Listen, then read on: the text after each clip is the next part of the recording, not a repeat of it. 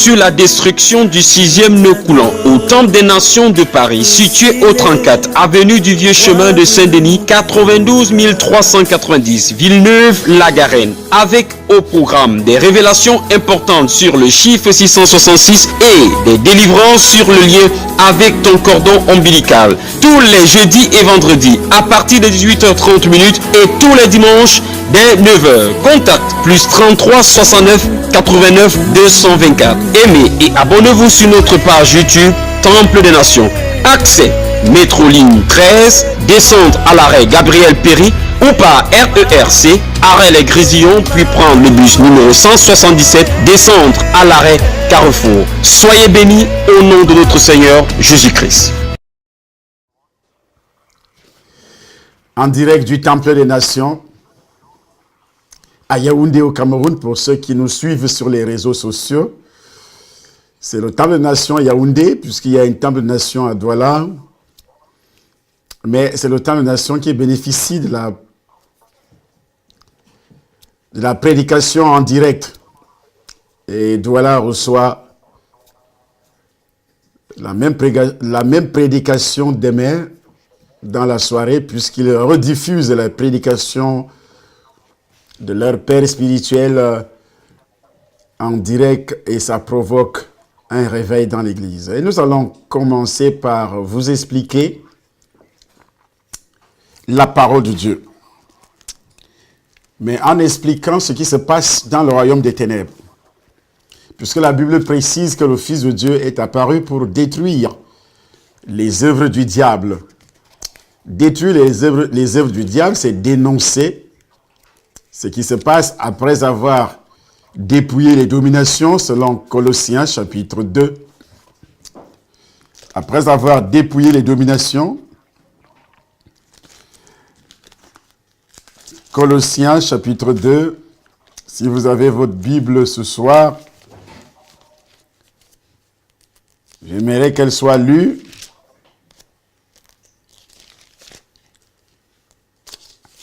À partir du verset 10,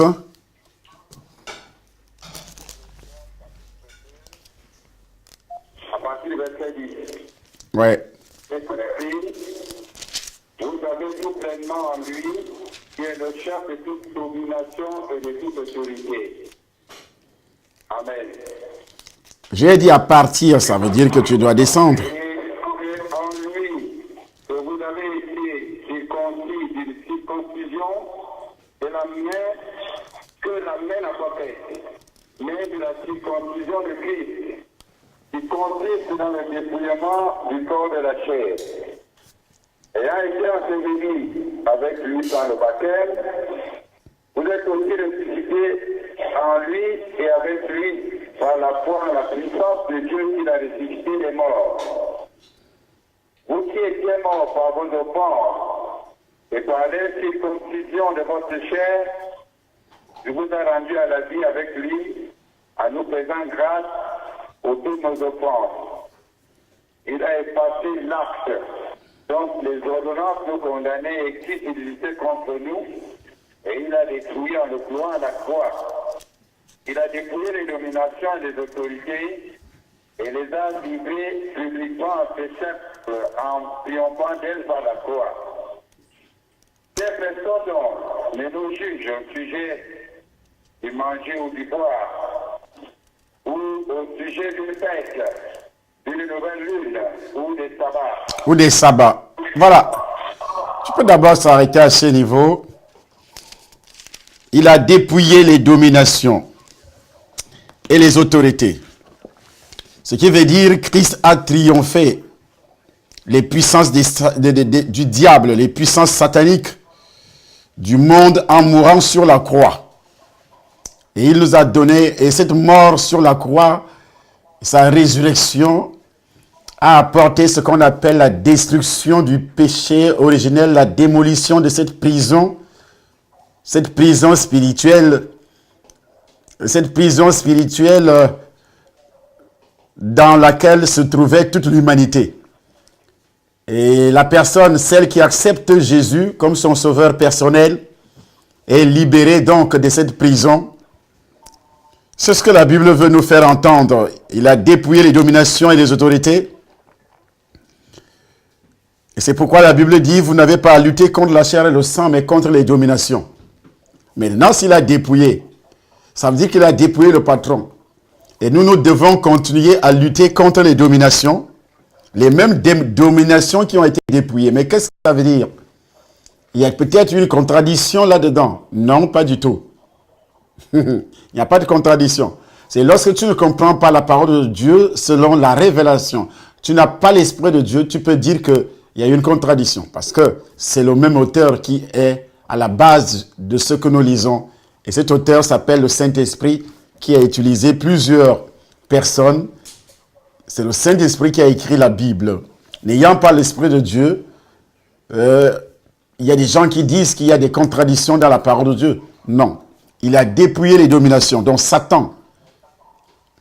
Et il nous donne le travail. Ceux qui ont été délivrés du péché originel, habités par le Saint-Esprit, nous avons donc le pouvoir de marcher sur toutes les puissances de l'ennemi. Nous avons donc le pouvoir de chasser les démons. Nous avons donc le pouvoir de détruire tout ce que Satan fait, de détruire l'armée de Satan, les démons, les esprits impurs, qui se présentent en plusieurs catégories.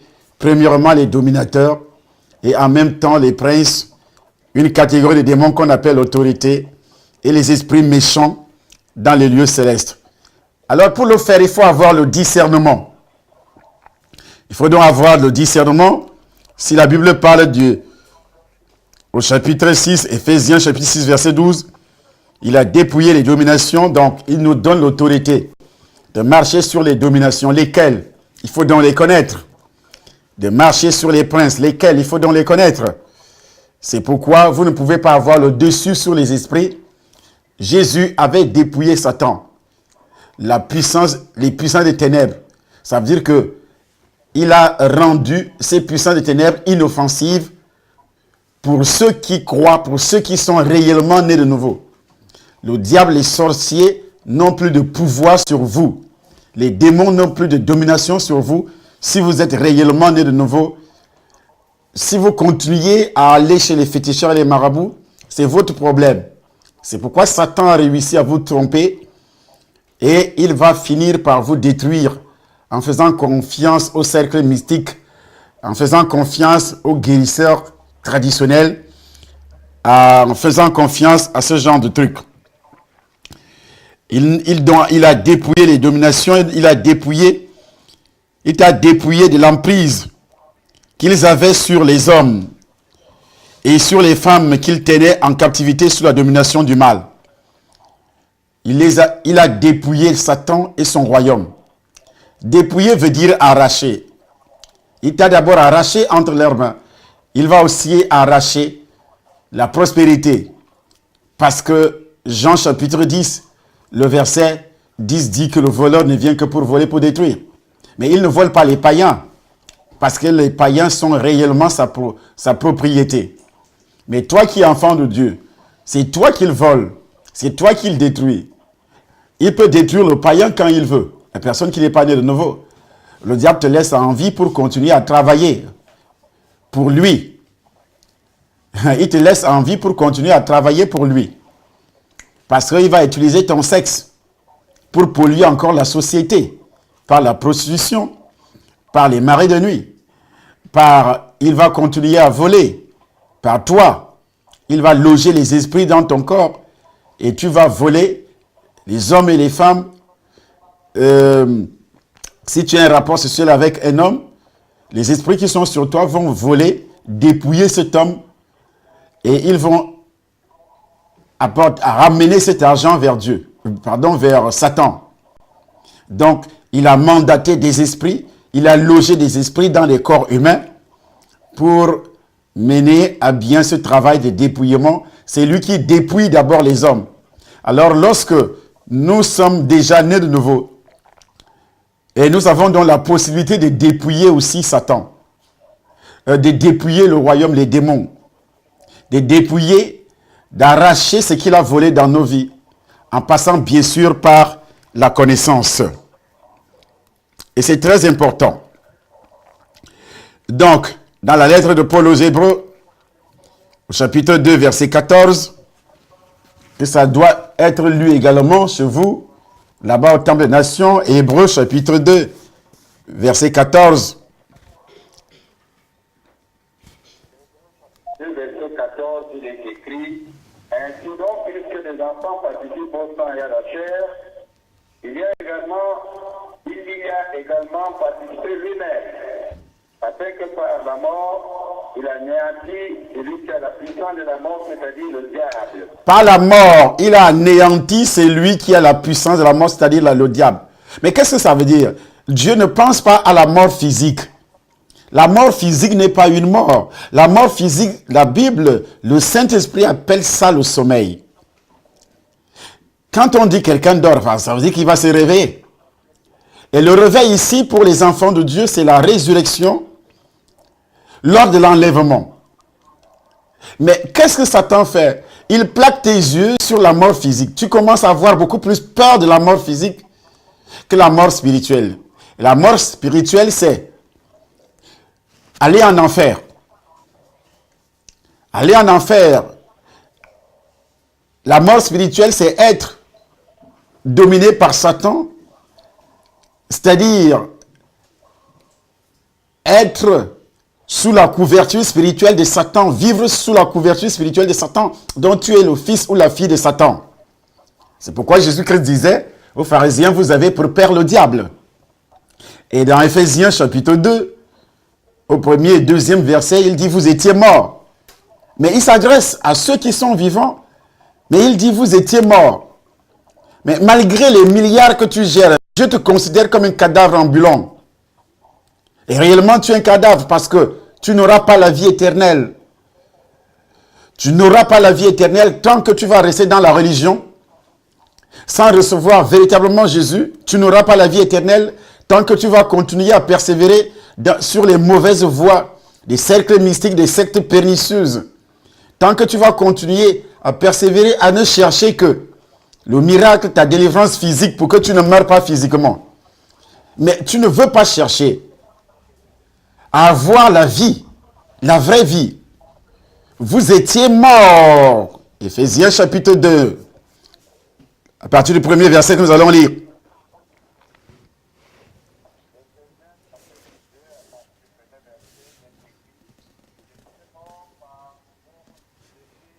Vos offenses, dans lesquelles vous marchiez autrefois, selon le train de ce monde, selon le prince de la puissance de l'air, de l'esprit qui agit maintenant dans les fils de la rébellion.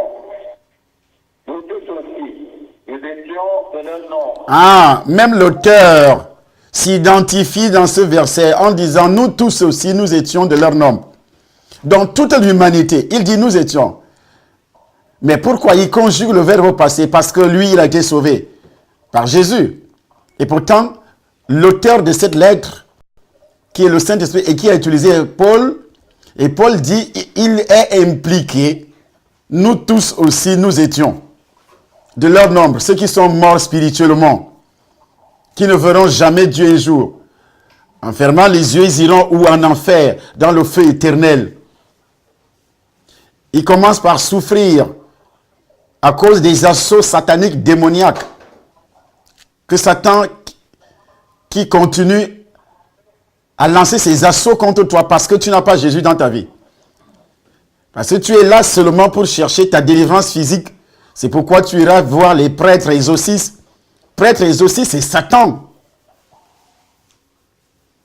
Jésus-Christ dit, voici les signes qui accompagneront tous ceux qui auront cru. En mon nom, ils chasseront les démons. Tous ceux qui auront cru, dont ils sont nés de nouveau. Et monsieur qui est né de nouveau, une personne qui est née de nouveau, parle d'abord, annonce d'abord l'évangile. Avant de délivrer quelqu'un, il annonce d'abord le salut en Jésus-Christ. C'est ça le vrai signe d'une personne qui se dit serviteur de Dieu ou servante de l'Éternel. La personne parle d'abord de la nouvelle naissance. Mais il y a des gens qui sont établis dans les quartiers, soi-disant des prophètes, soi-disant faire les délivrance. Je fais seulement des prières aux gens. Quel genre de prière que tu vas faire à un fils de Satan qui est condamné à la mort? Il est condamné, vous étiez mort. par vos péchés. De quel péché il s'agit? D'abord du péché originel, héréditaire et personnel. Donc, c'est un triomphe auquel les enfants de Dieu prennent part. Nous ne remportons pas seulement la victoire sur le monde et sur la tentation, mais nous dominons, lorsque nous recevons Jésus, nous dominons les sorciers. Allez voir sur notre site où je lance au palais des sports qui est rempli et je lance des défis aux sorciers. Tous les sorciers du Cameroun, ils tombent. Ils sont obligés de mentir tout simplement.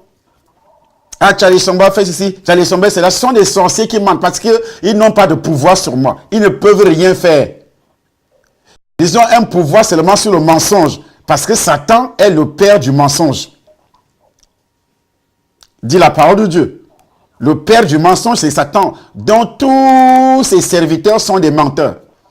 C'est pourquoi ils utilisent des calomnies, calomnier les hommes de Dieu, afin que toi qui pouvais être délivré par cet homme de Dieu, tu vas le fuir. C'est ça la vision de Satan. Et quand tu fuis l'homme de Dieu, Satan devient ton propriétaire. Tu fuis Dieu, Satan devient ton propriétaire.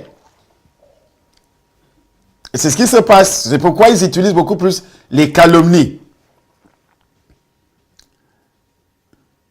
L'un des envoûtements les plus utilisés, on appelle ça un envoûtement collectif. Un envoûtement collectif, passe par les calomnies. Tous ceux qui croient à un mensonge largué dans la foule, largué dans un pays, et tous ceux qui croient à ce mensonge entrent dans cet envoûtement collectif. Et l'envoûtement collectif est certainement utilisé par les réseaux sociaux. Le diable aujourd'hui utilise les réseaux sociaux, il lance des mensonges. Ils font des montages. En faisant un montage, il te fait croire. Et tu entres dans le nœud, qui est l'envoûtement collectif, le 8e. L'envoûtement collectif, le Cameroun, tout le Cameroun. Aujourd'hui, il n'y a pas un seul Camerounais qui peut me dire aujourd'hui que je n'ai jamais été envoûté. Combien de fois? C'est pourquoi le diable envoie ce qu'on appelle la démocratie. C'est un système qu'il utilise pour salir. Que ce soit dans le domaine de la politique. Il n'y a personne qui peut faire la politique aujourd'hui et me dire que voilà, moi je ne suis pas lié par le numéro 8 de ce nœud qui est l'envoûtement collectif également. Parce que pour faire la publicité, les hommes politiques, quand ils viennent vers vous, ils vous disent des mensonges. Voici ce que moi je vais faire. Voici ce que je vais faire si vous parvenez à m'élire président. Il vous donne tout un programme qu'il ne va pas respecter. Et vous croyez à ce programme-là. Mais il commence par saboter peut-être l'autre qui est au pouvoir. Et vous allez croire à ça, à ce qu'il dit. Et vous êtes de la sorte, de cette façon, trompé. Vous entrez dans cet envoûtement collectif dont vous êtes dominé. Et c'est pourquoi Romains chapitre 6 verset 16 dit, vous devenez l'esclave de celui à qui vous obéissez. Vous êtes devenu son esclave. Il faudrait que ça soit lui, à votre niveau là-bas au Cameroun. Hébreu. Non, Romains chapitre 6 verset 16.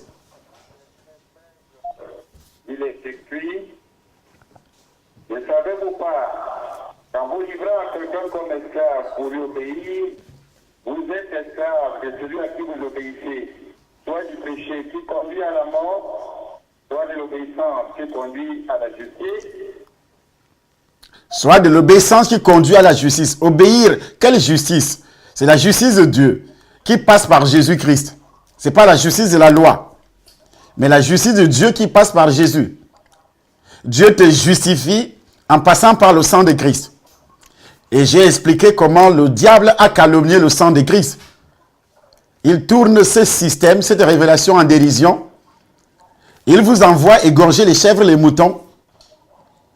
Il utilise également le sexe, soi-disant. Il dit à ses agents que vous allez se purifier par le sexe. C'est pourquoi les agents de Satan, tous les sorciers, couchent avec les femmes, avec les hommes, dans les rêves. Dans les rêves physiquement. Tous ceux qui sont engagés dans les sectes. Ils ont un système de prostitution. Ils peuvent coucher avec 3-4 femmes par jour. Ils donnent de l'argent. Donc une seule femme, qui est sa femme, ne lui suffit pas du tout. Au bureau, son canapé, c'est un lit. La voiture, c'est un lit. Il couche avec les femmes. Partout. Dans les plantations, en forêt. Partout. Dans des hôtels. Ils ont des chambres. Ceux qui ont beaucoup d'argent, ils ont des chambres tout à fait spéciales dans les hôtels. Chaque jour, il doit entrer dans cet hôtel avec une nouvelle femme. Donc une nouvelle victime. Ça lui permet de se purifier. Je répète, ça lui permet de se purifier selon le diable. Or, c'est un mensonge. Et tous ceux qui sont dans le système, ils ont été trompés. Et comment le diable a fait pour réussir à les tromper?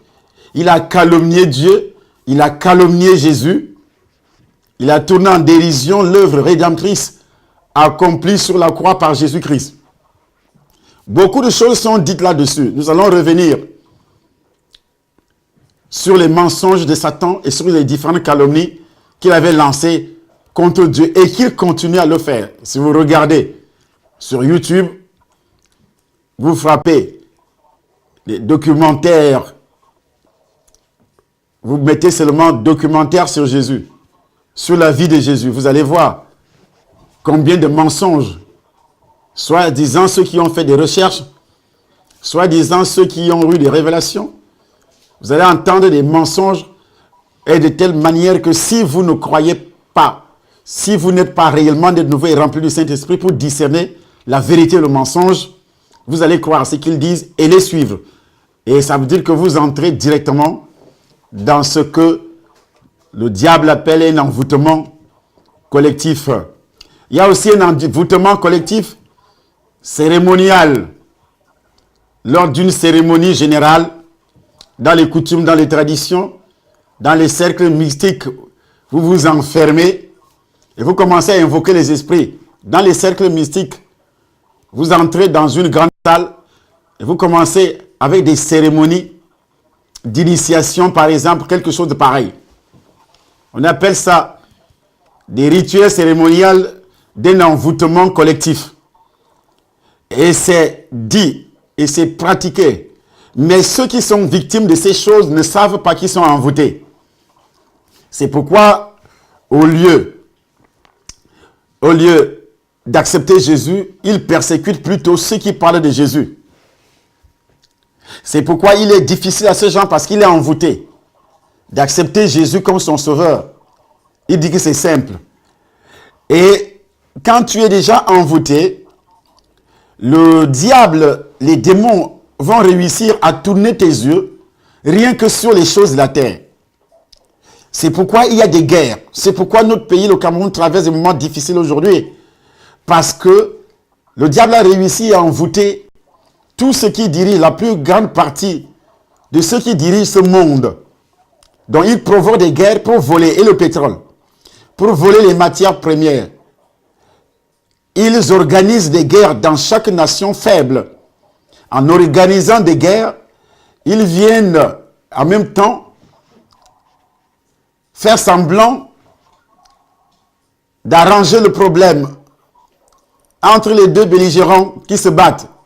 Et c'est les grandes puissances là qui vous cognent les têtes. Et comme vous êtes envoûtés, ils vous divisent d'abord. Vous entrez dans un envoûtement collectif. Ils vous divisent parce que le diable, c'est le patron de la division. Dans la même famille, vous commencez à vous battre. Dans le même pays, vous parlez la même langue. Vous avez la même nationalité et vous commencez à vous battre. Et quand ils viennent, ils font semblant de vous séparer, d'arranger le problème. Et Et au moment où ils se disent qu'ils arrangent le problème, ils sont en train de voler, d'exploiter tout ce que vous avez. Ou bien ils envoient les troupes, soi-disant arranger le problème.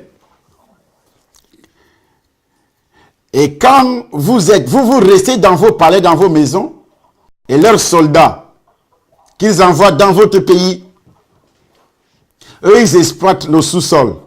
Ils prennent tout. Et quand il y a peut-être une certaine accalmie, c'est-à-dire, il y a la paix qui commence à revenir, ils vous cognent encore les têtes, vous recommencez à bagarrer. Parce qu'ils ne veulent pas partir. S'ils quittent, ils vont abandonner l'exploitation qu'ils faisaient en cachette. Et vous allez aussi payer cette facture chère. Parce que le fait de venir vous soutenir, vous séparer, vous aider, ils vont vous adresser des factures. Donc, le développement est éloigné de ces pays-là. Vous entrez dans un envoûtement collectif, mais les belligérants qui se battent, ils se battent pour quoi? Pour leur intérêt personnel. Ce n'est pas pour la population en général. Chacun veut gagner sa part et mettre dans la poche. Mais les victimes sont ceux qui habitent dans cette nation. Les problèmes du Cameroun aujourd'hui, ce qui se passe au nord, ce qui se passe à l'ouest, au sud-ouest, au nord-ouest, ce qui se passe dans le littoral, ce qui se passe partout, à l'est du Cameroun, sur les frontières du pays. Si vous ne faites pas bien, comme je le disais hier, vous êtes dans un... Je dis vous, parce que je ne suis pas là-dedans. On ne peut plus m'envoûter. J'ai les yeux ouverts sur les œuvres de Satan. Quand je regarde une action aujourd'hui, le Saint-Esprit m'explique la profondeur de cette action et les aboutissements. Et je comprends parfaitement. Donc, il faudrait que le Cameroun soit libéré de cet envoûtement collectif. Il faut beaucoup de travail. Parce que même ceux qui se disent enfants de Dieu, que ce soit pasteurs, ils sont également dans cet envoûtement. Ils prennent des positions. Je supporte tel, je supporte tel. Et en plus, ils ne disent rien. Ils n'expliquent pas spirituellement. Ils ne peuvent jamais expliquer s'ils ne connaissent pas aussi. Mais comme ils ne connaissent pas et ils ne veulent pas apprendre, et chacun dans notre pays montre qu'il connaît. C'est ça le problème. Chacun veut montrer qu'il connaît et que c'est lui qui est plus grand que les autres. Surtout les pasteurs qui sont censés régler les problèmes spirituels de cette nation. Donc cet envoûtement cérémonial et collectif touche parfois la famille. Combien de fois vous vous êtes réunis pour trouver des solutions dans votre famille et il y a la mort parfois qui s'abat dans la famille, les gens commencent à mourir. Et vous faites venir un féticheur, vous faites venir un marabout, vous faites venir un diseur de bonne aventure, soi-disant régler le problème de la famille. Là, vous entrez dans ce rituel cérémonial et collectif qui aboutit par un envoûtement collectif et il tire vos énergies spirituelles, matérielles, financières, physiques. Ils vous détruisent. Ils vont réussir à vous détruire. Mais vous pensez qu'ils sont là pour régler les problèmes. Dans la coutume, dans les traditions.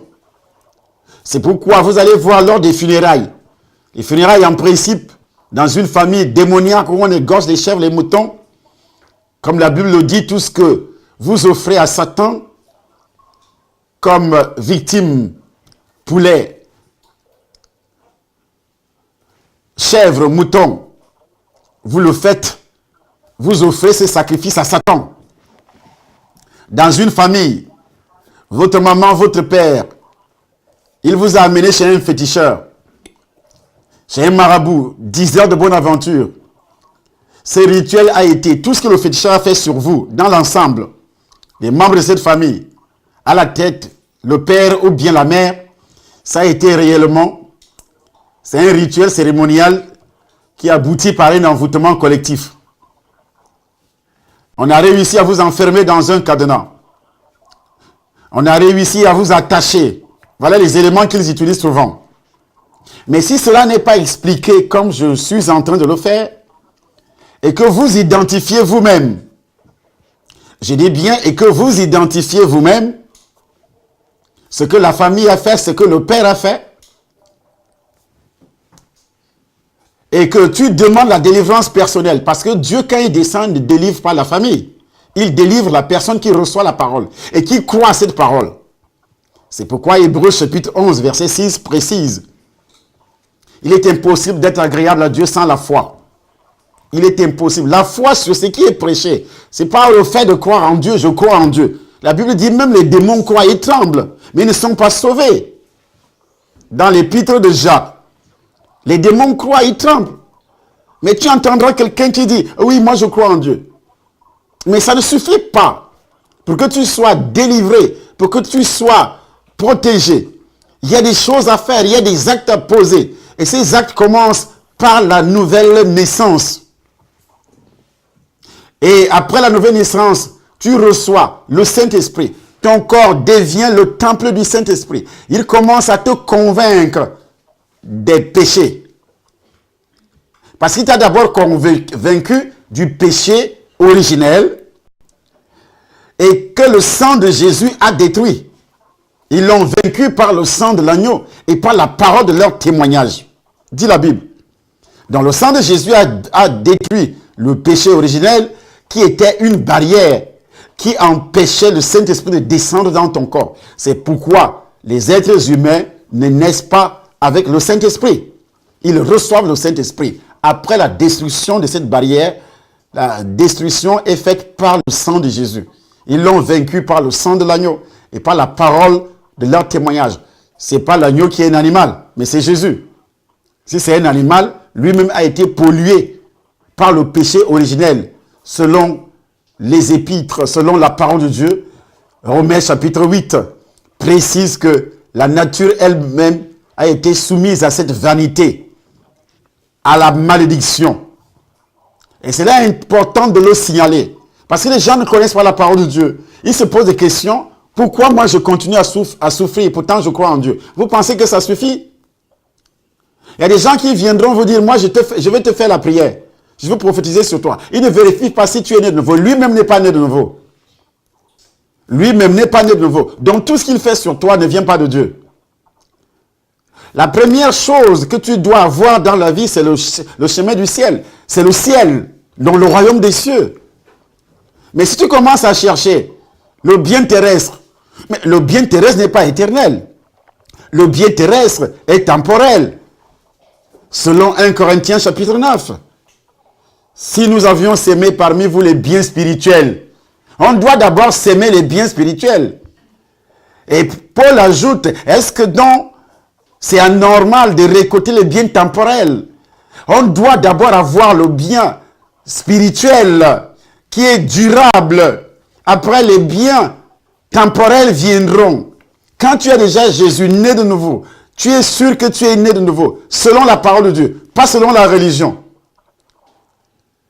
Et tu persévères dans la vérité, dans la parole de Dieu. Alors le bien temporel viendra. Le mariage viendra, la guérison, la prospérité, tout ce que tu veux te sera donné par-dessus. Cherchez premièrement le royaume et la justice de Dieu. Nous lisons 1 Corinthiens chapitre 9, ce verset que je viens de citer. Je crois que les pasteurs sont dans la salle, ils connaissent bien le verset. Si nous avons sémé parmi vous les biens spirituels, est-ce une grosse affaire si nous récoltons les biens temporels? Verset 11 à 12, il est écrit: si nous avons sémé parmi vous les biens spirituels, est-ce une grosse affaire si nous moissonnons vos biens temporels? Si d'autres justes se droit sur vous, n'est-ce pas plutôt à nous d'en jouir? Donc c'est l'homme de Dieu qui sème le bien spirituel dans ta vie. Le bien spirituel, c'est la vie éternelle. C'est la vie éternelle. Donc un vrai homme de Dieu, c'est pourquoi la parole de Dieu précise: n'ajoutez pas foi à tout esprit. Si quelqu'un te parle de Dieu, il ne faut pas commencer par croire qu'il vient de Dieu. N'ajoutez pas foi à tout esprit, mais éprouvez les esprits. C'est cet esprit qui me parle, qui anime cette personne qui parle de Dieu, vient de Dieu. Il y a des gens qui disent, oui, celui-là n'est pas un serviteur de Dieu. Tu as quelle preuve? La Bible précise que il faut donc passer par la preuve donnée par la Bible. Si l'homme qui te parle de Dieu parle de la nouvelle naissance, qui parle par Jésus, par le sang de Jésus, là, c'est un vrai homme de Dieu. C'est pas qu'il commence à te parler des guérisons, des prophéties, des bénédictions, de la prospérité. Il est incapable de faire des analyses profondes sur la nouvelle naissance, sur le système de la nouvelle naissance et établir un chemin. Le seul chemin qui passe par Jésus, par révélation. Je suis le chemin, la vérité et la vie. Nul ne vient au Père que par moi. Il dit, nul ne vient. Il ne dit pas, nul ne peut s'enrichir que par moi. Ne peut être guéri que par moi. Ne peut se marier que par moi. Il ne commence pas par ces choses-là. Il dit, nul ne vient au Père que par moi. Aller au Père, c'est aller au ciel. Donc Jésus, quand il parlait, il avait une seule idée dans son subconscient, c'était le ciel. Même s'il multipliait les pains. Mais alors, ceux qui ont mangé les pains étaient combien ce jour-là? Ils étaient combien? Mais dans la chambre haute, après la résurrection, il y en avait combien? 120 seulement. Mais ceux qui avaient mangé le pain et le poisson du miracle, ils étaient au nombre de combien? Qui connaît dans la salle au Cameroun? Ils étaient au nombre de combien? Ceux qui avaient mangé le pain et le poisson. Ils étaient 5000. Sans compter les femmes et les enfants. Et quand on sait que dans ce genre d'affaires, les femmes sont plus nombreuses, comme chez les féticheurs aussi. Elles sont plus nombreuses à aller chez les féticheurs. La femme peut entrer, elle a d'abord un courage diabolique. C'est pourquoi le diable s'est approché premièrement de la femme. Elle est toujours attirée par de mauvaises choses. Donc, ici la Bible précise qu'il y a eu 5000 personnes, sans compter les femmes et les enfants, qui ont mangé le pain du miracle. Mais dans la chambre haute, après la résurrection, à des apôtres, il y avait combien de personnes qui étaient donc finalement sauvées? 120 personnes seulement. 120 personnes seulement. Donc ça veut dire que ceux qui avaient mangé le pain, la destination finale était l'enfer. Après avoir vu le miracle, vous pouvez avoir le miracle aujourd'hui, demain vous êtes en enfer.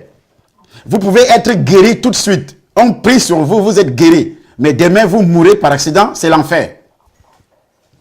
Cela va servir à quoi? Vous pouvez avoir tous les bâtiments du monde entier, l'argent du monde entier. Mais après c'est un accident. Ou bien on vous égorge, comme ça se passe dans le terrorisme aujourd'hui. La mort aujourd'hui peut te trouver à n'importe quel niveau, à n'importe quel moment de ta vie. Petit, grand, adulte, vieillard. Ça prend n'importe qui aujourd'hui. Et tu es assis, tu ne sais pas ce qui peut arriver. Ou bien un tremblement de terre. La maison s'écroule sur toi. Un accident d'avion, de voiture, ta propre voiture t'écrase. Une courte maladie. Pourtant, tu as mangé tout de suite. Une courte maladie, tu es emporté. Alors, la destination finale sera quoi? Mais de nos jours, les hommes et les femmes recherchent quoi? L'argent, la prospérité. Même les chrétiens se disant enfants de Dieu. Ils ont hypothéqué leur salut en commettant les péchés de convoitise, vivant dans une convoitise sans frein, à cause du matériel. Les gens préfèrent aller en enfer à cause de l'argent, à cause de maison, à cause de voiture, à cause du luxe. Ils signent des pactes même avec Satan. Pour avoir un emploi, ils signent des pactes dans les réseaux sataniques. Pour être nommé, ils signent des pactes dans les réseaux sataniques, démoniaques. Pour avoir ces choses, pour combien de temps? Tu vis dans la corruption. Pour avoir un peu d'argent, tu détournes l'argent. Pour avoir un peu d'argent, tu détournes. Tu organises des guerres pour avoir un peu d'argent, des guerres. Tu livres ton pays à la guerre, au trouble, à cause du matériel. Tu insultes les autorités, tu insultes des pasteurs, matin, midi, soir, dans les taxis, dans les bus, dans les bureaux. Écoutez, c'est ce qu'on appelle donc une possession démoniaque qui passe par des rituels cérémoniels, des rituels très avancés, passant par les calomnies. Et tous ceux qui calomnient, qui sont des instigateurs des calomnies, sont engagés dans la magie, dans la sorcellerie. Leur langue, la Bible appelle ça une langue de vipère. Donc ils ont le serpent dans le corps. Parce que c'est le serpent qui a l'origine des calomnies depuis le ciel. Jusqu'au temps d'Adam et Ève, il a calomnié. C'est pourquoi la Bible appelle les calomnies ceux qui ont l'onction des calomnies, qu'ils ont une langue de vipère, un venin d'aspic. C'est donc le serpent. Et si toi tu aimes calomnier, tu as le serpent dans le corps. Et si tu as été convaincu par les calomnies, tu as le serpent dans le corps. Tu as accepté les calomnies venant d'un homme politique, venant d'un pasteur. Parce que la plupart des pasteurs ont un venin d'aspic. Ils commencent à calomnier pour t'attirer. Tu entres dans ce que j'ai appelé donc un envoûtement collectif. Comme sur Facebook, nous voyons beaucoup qui ont le ministère des calomnies. Ils calomnient tous les pasteurs. Ils se mettent derrière un ordinateur. Tel serviteur, c'est un magicien. Tel serviteur, c'est un escroc. Tel serviteur, c'est... Il ne fait que parler de tous les serviteurs qui prêchent l'évangile, qui annoncent l'évangile, qui provoquent le réveil. Lui, son travail, c'est ça. Donc, il provoque ce qu'on appelle tous ceux qui le suivent. Entre dans cet envoûtement qu'on appelle un envoûtement collectif. Un envoûtement collectif. Dans la spiritualité, ça se passe. Lorsque vous voyez quelqu'un qui se dit, moi je suis là pour défendre la vérité. Non, ce n'est pas la vérité. Il n'y a pas un don, un appel. Un appel dans la Bible. Défendre la vérité. On défend la vérité face à tes enfants spirituels que tu as évangélisés toi-même. Ce sont des agents de Satan qui provoquent des envoûtements collectifs. C'est pourquoi les affaires, les projets, la vie sur terre et le ciel sera fermé pour tous ceux qui suivent ce genre de personnes, qui passent le temps à calomnier les vrais hommes de Dieu, qui prêchent la nouvelle naissance. On ne parle pas de religion. Jésus lui a combattu contre la religiosité. C'est le pharisaïsme. Il a combattu contre eux. Mais lorsque tu ne prêches pas, parce que les pharisiens ne prêchaient pas la nouvelle naissance, n'avaient pas le Saint-Esprit, ils refusaient celui qui était la base de la nouvelle naissance. C'est pourquoi de nos jours, donc il y a donc la pauvreté dans les églises. La pauvreté n'est pas seulement matérielle. La pauvreté est spirituelle. Les gens ne connaissent pas la parole de Dieu. Mais ils critiquent tous les jours.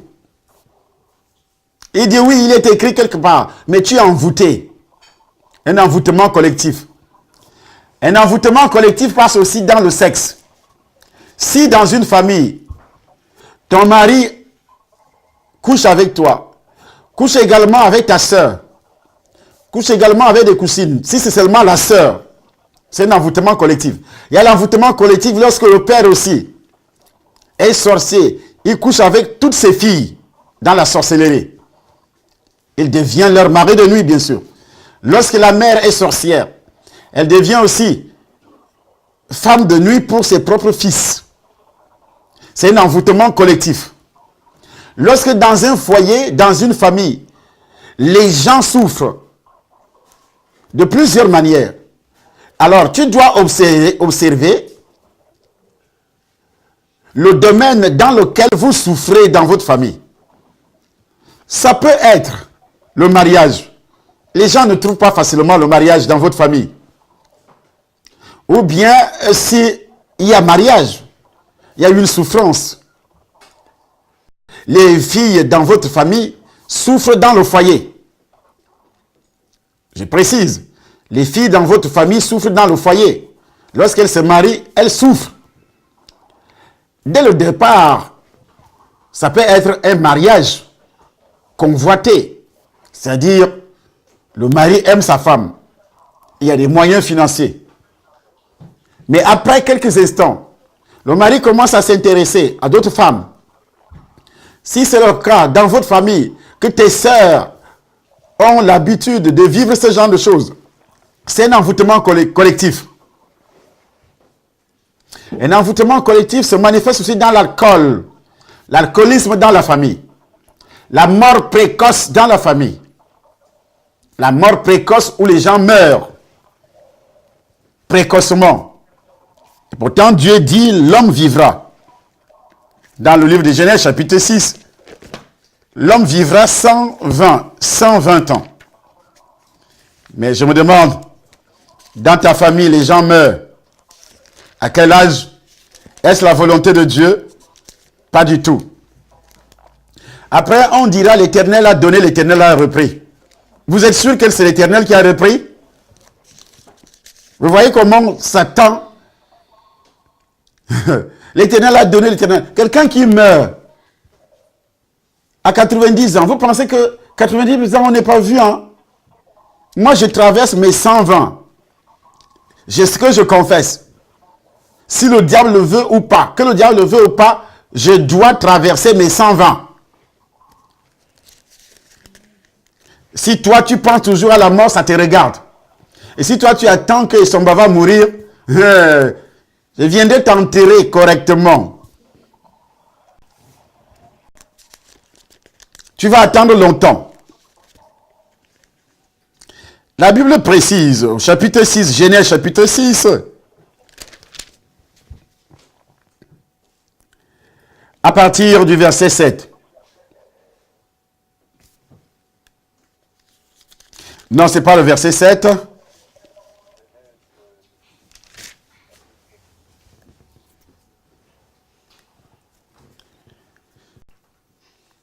Tu as trouvé?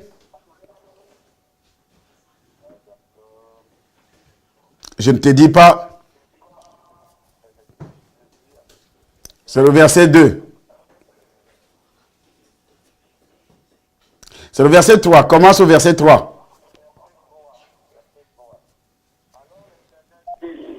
Mon esprit ne restera pas à toujours dans l'homme, car l'homme n'est que chair, et les jours seront de 120 ans. L'homme n'est que chair. Ça veut dire qu'il n'est pas spirituel. L'homme n'est que chair. Ça veut dire qu'il n'entrera jamais au ciel pour vivre longtemps, éternellement. Il n'est que chair, il doit aller en enfer. L'homme n'est que chair. Et ses jours seront 120 ans. Il le dit dans un état de colère. Même dans cet état de colère, on ne parvient pas à atteindre les 120.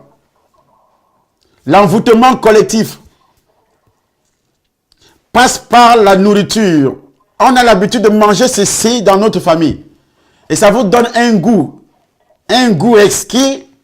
Et chacun mange sans vérifier est-ce que ça donne quelque chose dans la chair. Dans la famille, on boit. Dans la famille, les femmes se prostituent. Dans la famille, voilà ce qu'on a.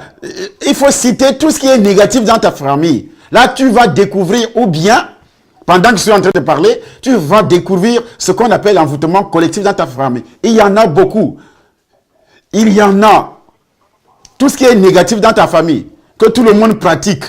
Mais il faut donc connaître la parole de Dieu, parce que tu risques de dire ceci est bien, alors que Dieu n'approuve pas ça. Les traditions, les coutumes dans la famille. C'est pourquoi la Bible avertit en disant, ne devenez pas la proie de Satan par une vaine tromperie, s'appuyant sur les traditions, sur les coutumes, sur les rudiments du monde, sur les philosophies. Les philosophies, tu entres dans une secte philosophique, c'est un envoûtement collectif. Colossiens chapitre 2, verset 8. C'est un envoûtement collectif. Il y a des pasteurs qui ont envoûté avec des enseignements bizarres. Il te dira, oui, ne donne plus la dîme. La dîme n'est pas biblique. Tu es envoûté parce que la pauvreté, tu es envoûté par un démon de pauvreté. La pauvreté est d'abord sur lui-même, le pasteur. Et comme tu l'écoutes, tu seras aussi envoûté. C'est pourquoi l'apôtre Paul crie sur ses enfants spirituels en disant, « Ô Colossiens, qui vous a envoûté? » Ô Galates, pardon. Tu peux lire si tu as trouvé. Ô Galates. Galates chapitre 3. Le verset 1er. Il est écrit, ô Galates, dépourvus de sang, qui vous a fasciné. Ça veut dire envoûté. Dépourvu de sens. Oh, Galates dépourvu de sens. Oh, les Galates, ils étaient chrétiens nés de nouveau dans le ministère de Paul. Mais ils ont commencé à suivre des enseignements.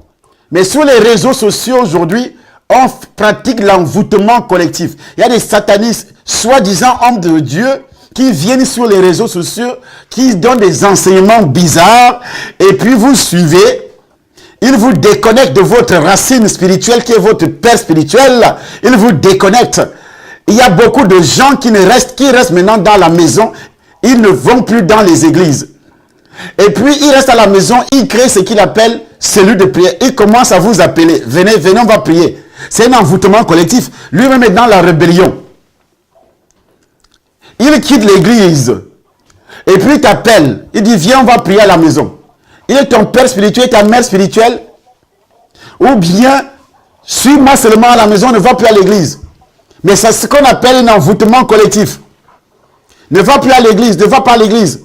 Ces hommes-là sont des voleurs, sont des escrocs, sont des magiciens, ne va plus à l'église. Et toi, si tu restes à la maison. Voilà un envoûtement collectif. L'envoûtement collectif, on lance des calomnies contre un serviteur de Dieu pour détruire son assemblée. On commence à mentir, on raconte plein de choses. Ce sont des techniques des envoûtements collectifs. De nos jours, c'est ce qui est pratiqué. Et quand quelqu'un veut quitter l'assemblée, qu'est-ce qu'il fait? Il commence par calomnier le père spirituel de cette assemblée. Il commence à dire ce qu'il est, à dénoncer ses péchés. Ah, il a fait ça, il a fait ça, il a fait ça. Des réunions sur réunions. Et tous ceux qui vont écouter et qui vont le suivre, c'est un envoûtement collectif. Ils sont déjà envoûtés. Galates chapitre 20. La Bible qui est la parole de Dieu le dit.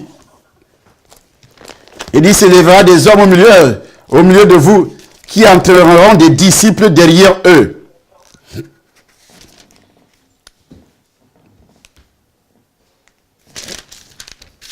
Vous avez trouvé?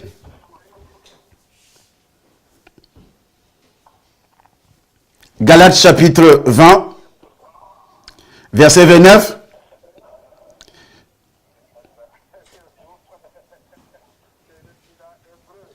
Non, j'ai dit, pardon, Actes des Apôtres, c'est pas Galates. Actes des Apôtres, chapitre 20, verset 29. Puisque nous étions déjà sur Galates, c'est ce qui est resté dans ma tête. C'est Actes des Apôtres, chapitre 20, verset 29.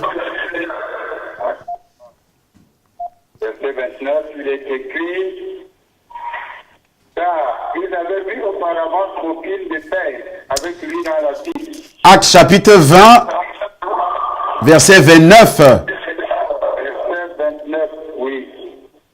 Je sais qu'il s'introduira parmi vous après mon départ, et loups cruels qui n'épargneront pas le troupeau, et qu'il se lèvera du milieu de vous des hommes qui enseigneront des choses précieuses pour entraîner les disciples après eux. Voilà. Il précise, je sais qu'il s'introduira parmi vous, après mon départ, des loups cruels qui n'épargneront pas le troupeau. Et qu'il se lèvera du milieu de vous, des hommes qui enseigneront des choses pernicieuses pour entraîner les disciples après eux. Veillez donc, vous souvenant que durant 3 années, je n'ai cessé nuit et jour d'exhorter avec larmes chacun de vous. Pourquoi il dit avec larmes? Parce qu'il sait que si vous suivez ce genre de personnes, ces gens qui vont s'élever, c'était tous ces enfants, et qu'il y aura quelques-uns qui allaient se lever pour entraîner les disciples après eux, pas après Jésus. Ça veut dire qu'ils iront tous en enfer. Ils sont dans un envoûtement collectif. Ils les envoûtent parce qu'ils les écoutent. C'est pourquoi, lorsque vous êtes dans un groupe, on dit groupe des jeunes, groupe des hommes, groupe des femmes, groupe de ceci, groupe de cela, Esther, groupe de, comment on appelle, les différents groupes là-bas au ministère. Et puis il y a des responsables. Ou bien ceux qui étaient là, qui ont été ordonnés. Et quand il quitte dans la rébellion pour aller faire son assemblée, qu'est-ce qu'il fait? Il commence à appeler les gens. C'est un envoûtement collectif. Tous ceux qui vont le suivre, c'est un envoûtement collectif. Tu es entré. 1, 2, 3, 4, 5 personnes vont le suivre. Ils sont déjà envoûtés. Ils ne verront jamais le Seigneur un jour. S'ils ne se répandent pas, premièrement. Et la prospérité sur terre sera difficile pour eux. Très difficile, s'il n'y a pas de repentance. C'est un envoûtement collectif. Ça se pratique dans les églises. Et Satan le sait. Donc il a mandaté plusieurs démons pour faire ce genre de choses. Il y a aussi ceux qui persévèrent à l'église, qui viennent s'asseoir. Mais un envoûtement collectif, il vient s'asseoir. Il y a quelqu'un là qui ne quitte jamais l'église. Mais il fait partir les autres. Il ne fait que saboter les pasteurs auprès des nouveaux convertis qui arrivent. Il ne fait que saboter le père. Il parle mal de la femme du pasteur, de la maman du ministère, il parle mal du père. Mais lui ne quitte jamais. Il décourage. Il y a d'autres également qui viennent. Quand tu veux donner, il te décourage. Tu veux donner pour un problème précis dans l'assemblée. Il te décourage. Tu entres dans l'envoûtement, puisque lui-même va vivre dans la pauvreté. Et toi aussi, qui l'écoutes, tu entres dans sa pauvreté. Tu entres dans cet esprit. C'est un envoûtement collectif. Je précise, c'est un envoûtement collectif. Et ça travaille dans les assemblées, dans les tontines. Tous ceux qui sont dans les tontines. Il y a des sorciers dans les tontines. Chaque billet de banque qu'ils donnent à celui qui gagne la tontine ce jour-là, ces billets sont envoûtés. Et c'est comme ça que lui, il gère vos étoiles financières. Il gère vos étoiles financières. Vous ne réalisez rien avec cet argent. Les tontines sont des systèmes sataniques démoniaques établis par le diable. C'est un envoûtement collectif. Dans des tontines, des réunions de famille, la nourriture que l'on donne, la boisson qui est donnée.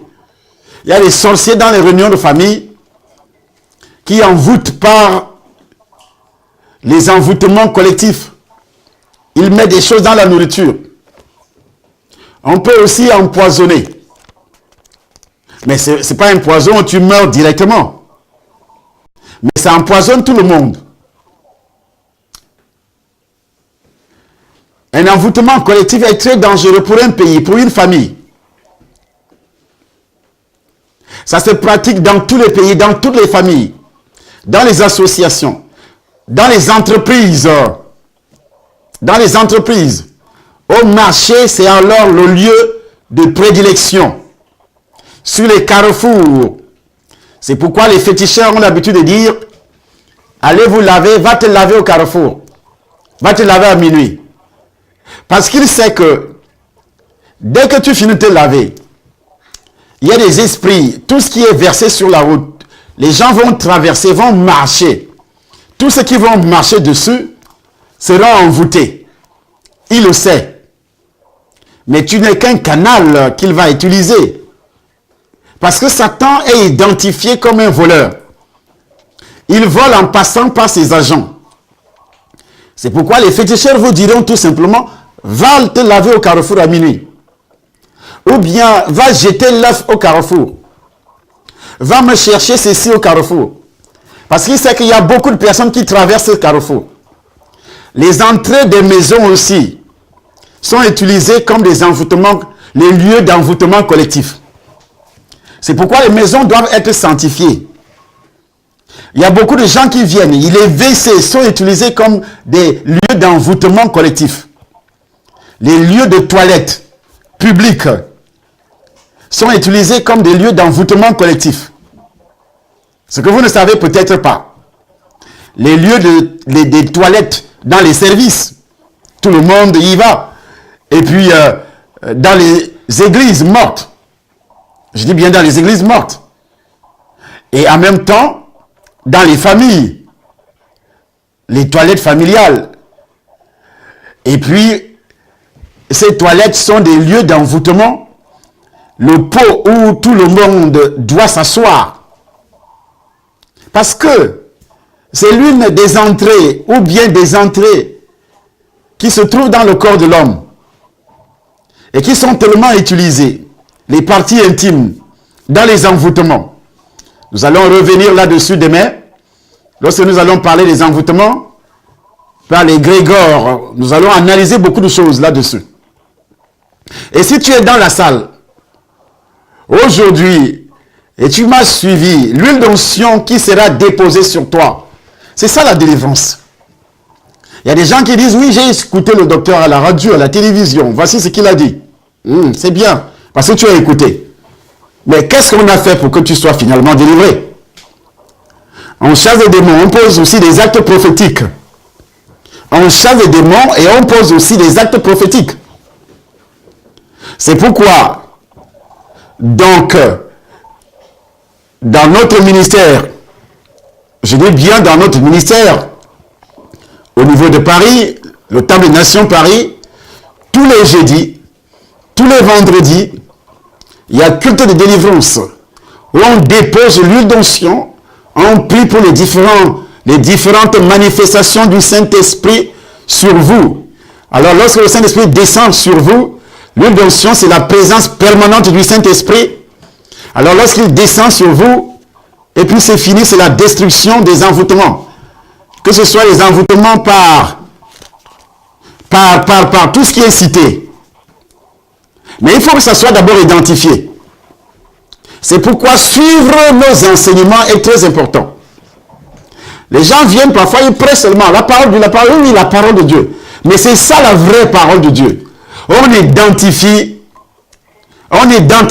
les différents esprits qui travaillent dans la vie des gens. L'apôtre Paul ne pouvait pas parler sans parler des démons. Non. Il dit, si nous marchons dans la chair, nous ne combattons pas selon la chair. Les armes avec lesquelles nous combattons ne sont pas charnelles. Elles sont puissantes pour renverser les raisonnements, pour détruire les forteresses. Lesquelles? Pourquoi il parle de tout ça? Mais si vous lisez depuis le début de la lettre, depuis le premier chapitre, il le dit au chapitre 10 de la deuxième lettre aux Corinthiens.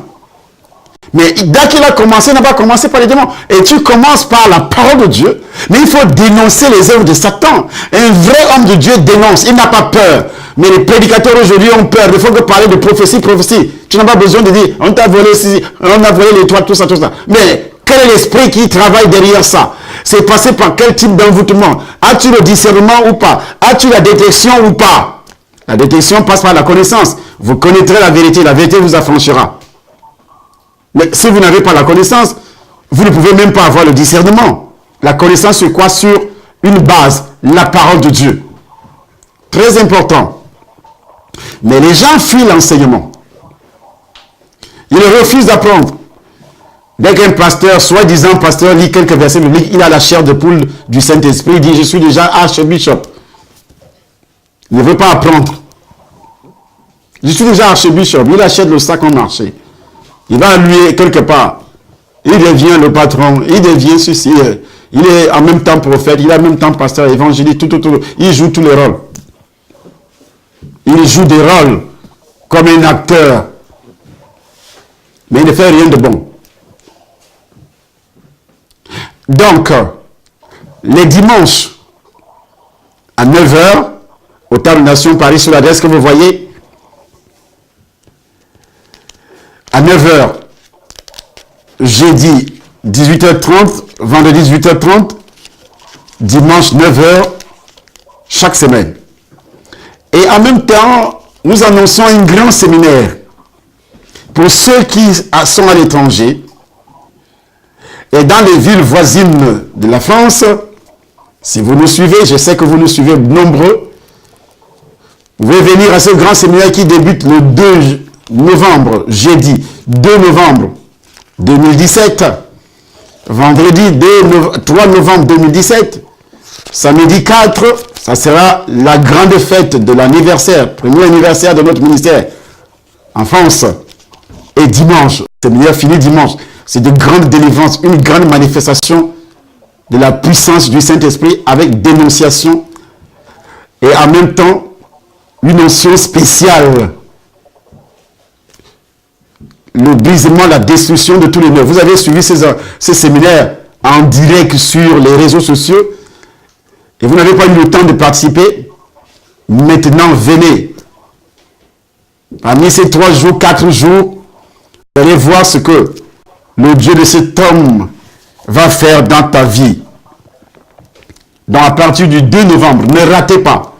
Vous êtes en Suisse, vous êtes en Belgique, vous êtes au Luxembourg, vous êtes aux États-Unis, au Portugal, en Angleterre, partout dans le monde, même en Afrique. On invite les Africains à assister à ce grand séminaire. Mais ce n'est pas pour rester, c'est pour repartir au pays. Parce que d'habitude, quand les Africains voyagent, ils n'aiment pas retourner.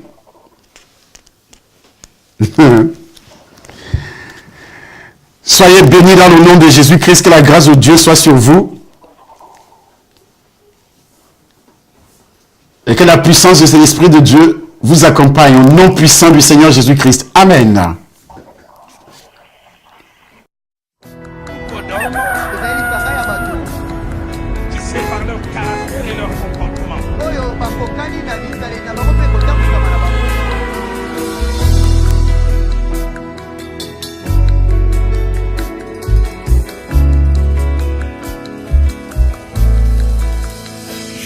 Je te prie, je te cherche, je te veux, roi de mon cœur. Je te loue, je t'adore, je te célèbre, roi de mon cœur. Je te loue, je t'adore, je te célèbre, roi de mon cœur.